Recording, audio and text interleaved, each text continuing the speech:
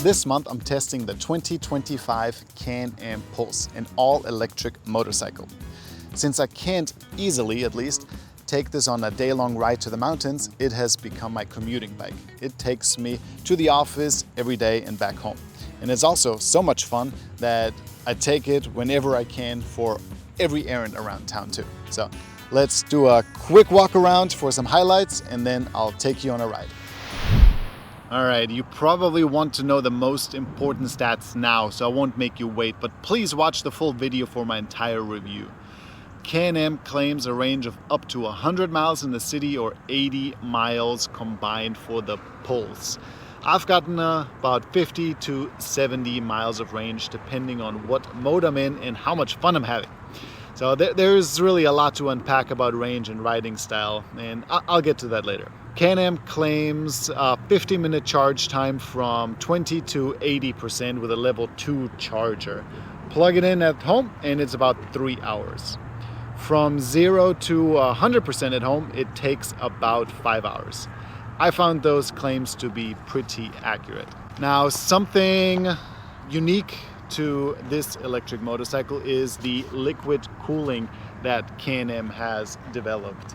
The system cools the battery, the inverter, onboard charger, and the motor.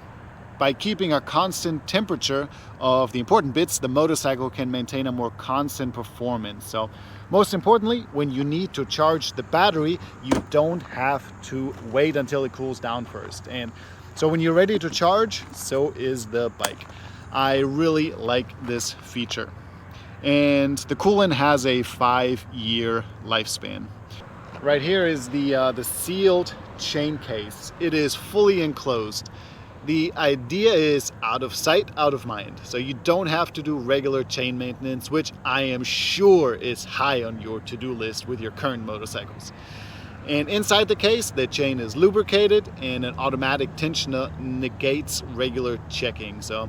And a welcome byproduct is that it makes the whole drivetrain silent. So you don't hear the chain whir, that zzz, like you do with other electric bikes. You do, however, hear the radiator fan. I'm in North Carolina and it's summer, so the cooling system is working to keep things at an optimal temperature as soon as I turn that key.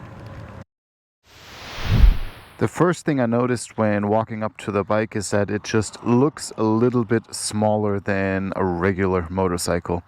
Not sure if it's a visual thing or if it's just an illusion, but it just feels a little bit smaller. Then when you lift it off the kickstand, it just feels really, really heavy. But then when you look at the spec sheet, it weighs 390 pounds, so not really that much heavier than a regular motorcycle. And then I go to my other bikes, lift them up off the stand, and they're just as heavy. So this is the cockpit area. On the left side, you have a bunch of controls for Apple CarPlay, for the media section. You have, of course, your horn, your blinker. You have your menu items, your back button. This is the quick setting.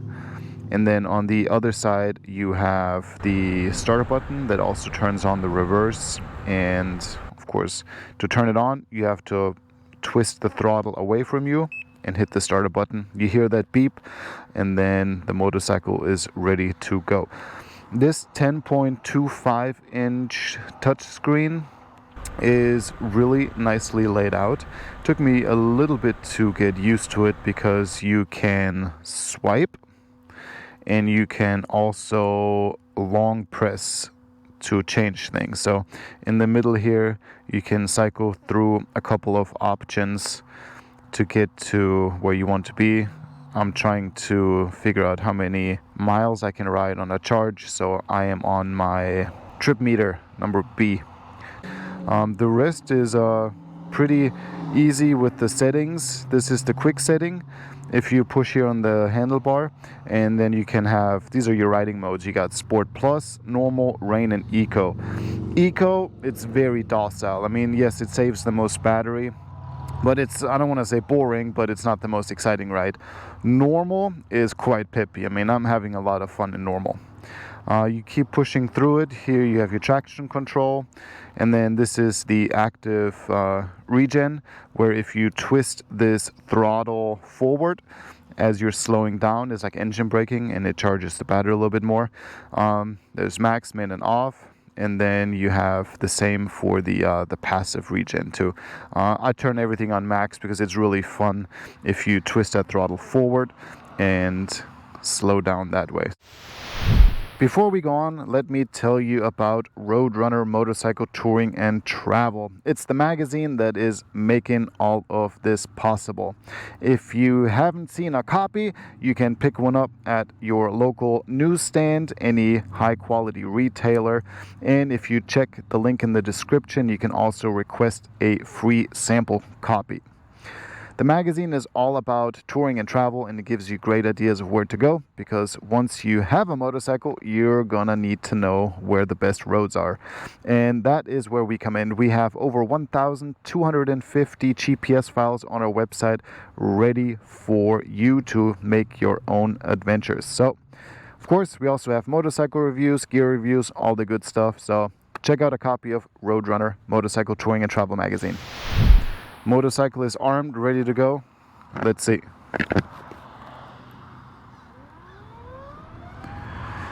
All right, little morning traffic. And one of the best things on this bike is this instant torque and pulling out of streets onto the main roads.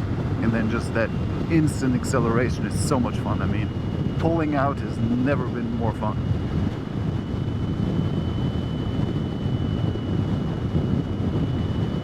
And the only thing I hear right now is the wind. I haven't quite decided yet if I want to put my earplugs back in, but so far the wind noise has not bothered me as much as on other motorcycles. And I said earlier that the bike feels a little bit smaller. I'm 6'2", 34-inch inseam.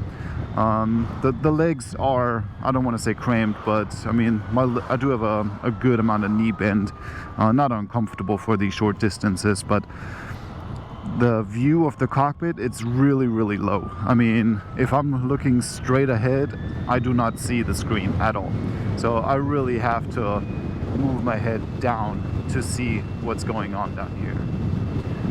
For safety reasons, above a certain speed, you can't do anything on the screen by touching it. So you can still go through your riding modes from the handlebar cluster over here, but you can't do the touch screen. It'll just say you're going too fast.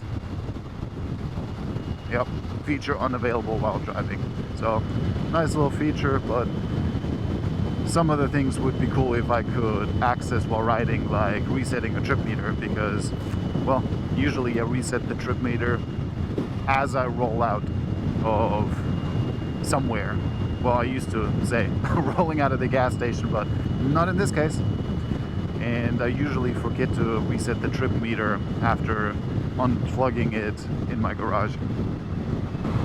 The most addicting thing on this motorcycle is throttle. It's just way too much fun.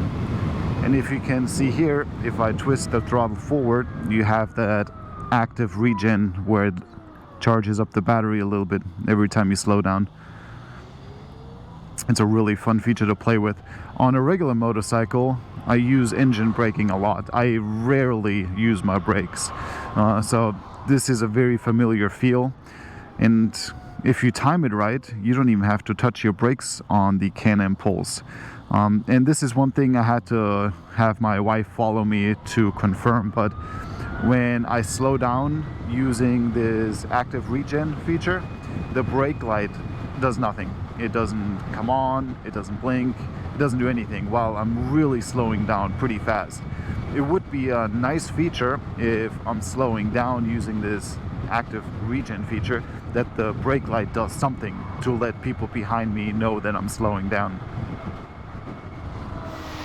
The Pulse has a reverse gear, something I never thought I would need, but it's actually quite nice. To turn it on, you simply do a long press of the starter button.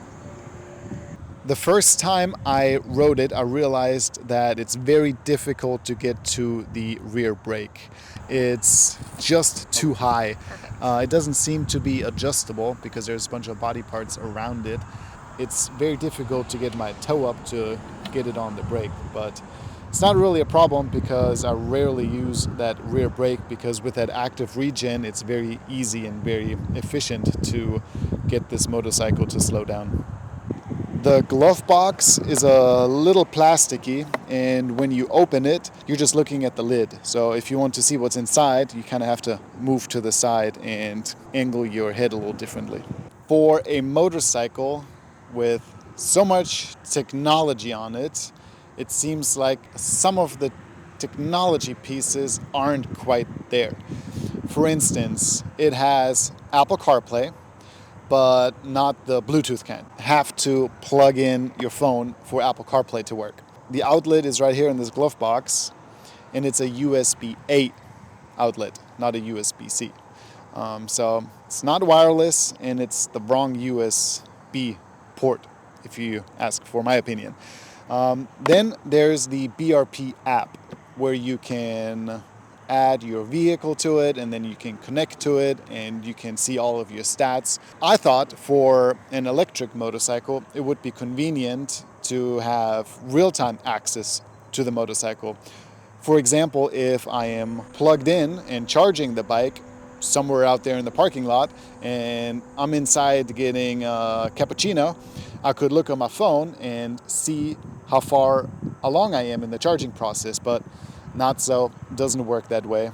It only appears to work if you're near the motorcycle and you turn on the key. Then it sends information back and forth, which I don't really need at that point because it also displays it right here on this beautiful 10.25-inch display. So I know some people will knock this motorcycle for the range. I'm getting 50 to 70 miles out of this, but that's because I have it in normal mode and in Sport Plus mode, and I am having a whole lot of fun. I think people that are knocking the range have never tried an electric motorcycle, because once you try an electric motorcycle, it doesn't really become much of a problem. The average American commutes between 15 and 20 miles to work every day. And with a 50 to 70 mile range, that's easy. This motorcycle is in no way intended to cross state lines and go cross country. This is a city bike. So if it has 50, 70 mile range, fine by me, if the price is right. And at the end of the video, I have a little nugget for you, which I'm sure you're going to like. This is a city bike and a couple of misses. So it has all of this technology on it, but it doesn't have self-canceling turn signals. Would be nice to have.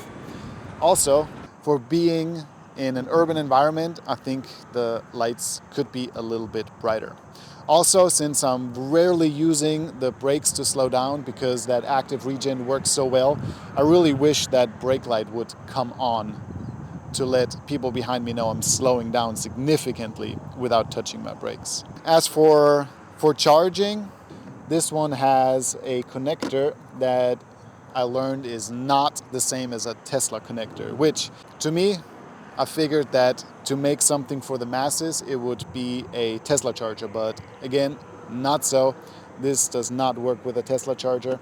But if you're at home, it's very easy to plug into a regular outlet. Just make sure you don't use an extension cord and don't have any other electronics running on that same circuit. Otherwise, it will keep tripping your breaker. Can-Am just announced that for the 2026 models, they are dropping the price by a whopping $3,000. That means the Pulse is going to have an MSRP of about $11,500, and the Origin, the dual sport version of this, will be closer to $11,000. So, in my opinion, the price is right, and you get a really modern commuting bike that's a blast to ride. Please post your questions in the comments below, and make sure to subscribe to our channel for more motorcycle and travel videos.